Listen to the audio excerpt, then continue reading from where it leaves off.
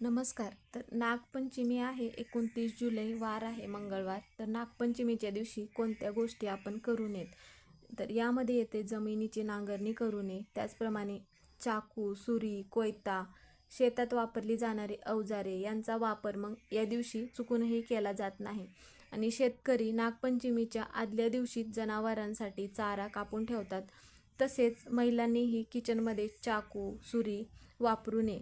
कुठल्याही भाजीपाला आजच्या दिवशी कापू नये. नागपंचमीच्या दिवशी बऱ्याच ठिकाणी तळलेले पदार्थ मग खात नाहीत. आता यापैकी तुम्ही कोणते नियम पाळत असाल तर ते तुमच्या भागामध्ये तुमच्या घरातील वडीलधारी व्यक्ती हे नियम पाळत असतील तर तुम्ही पण मग आवर्जून ह्या गोष्टी म्हणजे हे सगळे नियम पाळायचे आहेत. आणि मग अशा पद्धतीने मग नागपंचमी साजरी करायची आहे. कारण की ह्या ज्या गोष्टी आहेत तर ह्या सगळ्या गोष्टींचं पण एक वेगळंच महत्त्व आहे, म्हणून हे नियम पाळले जातात.